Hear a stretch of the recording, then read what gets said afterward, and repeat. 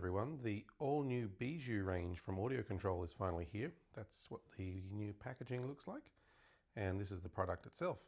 This model is the 5100D, which is a 5-channel with Dante. There's also a 2-channel and a 3-channel. On the front here you see your inputs, digital analog, eARC, and also Dante. You got a little screen, an IR target, and a power button.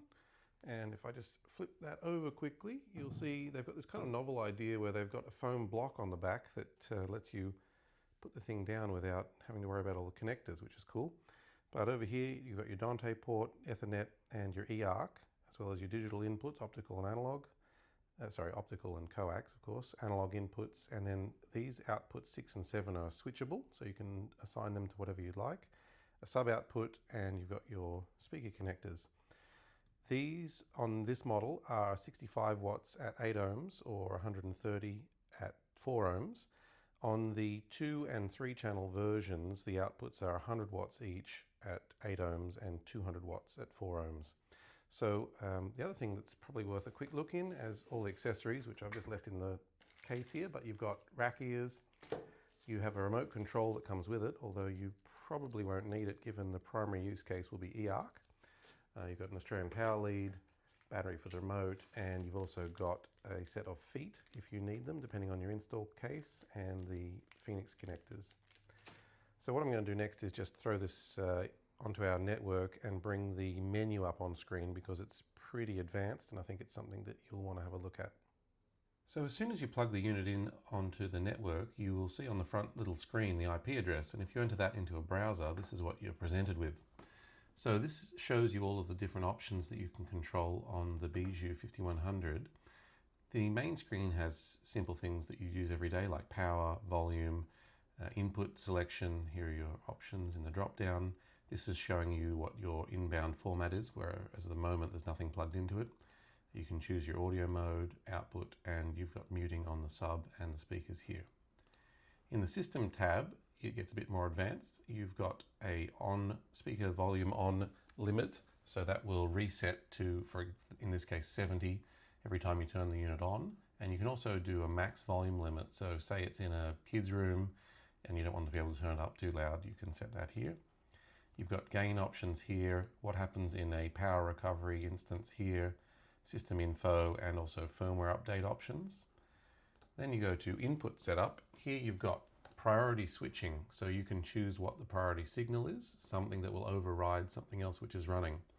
You've got your options for input configuration here, depending on your input signal, as well as gain and DRC. Then you've got signal sensing, which is individually selectable for each of the inputs. So your digital signal sense, as well as your analog, and really importantly, Dante is in there. These also allow you to choose what to do with the signal depending on what type of source material you're listening to. From there you go to speaker configuration. Now this is kind of a neat feature that you will see on this, where it has full matrixing of what it can do with each channel. So as I mentioned earlier, this is a 5-channel model, and then it's got those selectable 6 and 7 that you saw on the back. In this instance you can choose, for example, to use those two as Atmos. But if you decide that you're going to put an external amp to run 2 more channels, you may decide to put a more powerful amplifier on those channels, in which case you might decide to use the internal channels to run Atmos, then use center, fronts, and then use 6 and 7, sorry, I should change that to surrounds, and then use 6 and 7 as fronts. So in that case, you could put, for example, 100 watt Bijou on these 2-channel outputs, run 100 watts on 6 and 7, which would be your front speakers, and then 65 watts, this is at 8 ohms, on all your other channels. So that's really powerful there. You've then got the option to do frequency limiting on each of your output pairs. You've got a crossover option for that as well, and then you've got test tones available for all of the channels, as well as individual channel gain. You can also set the speaker distance in metric or imperial, so lots of configuration there with what you want to do with the speakers. Moving over to graphic EQ, depending on how advanced you want to go with it, you have got the option to select individual frequency response, again, down to each speaker output pair and the subwoofer. So lots of functionality there. Network just shows you the details of this server, what it's set to, and you've got the ability to turn on and off DHCP and set your manual IP addresses. So what this means is it's a very powerful receiver. It's got a lot more functionality than you might expect it to have from first impressions of looking at the unit. And it's really got so much flexibility built into the menu system here that it allows the unit to be used in lots of different applications that you may not have considered for a compact receiver.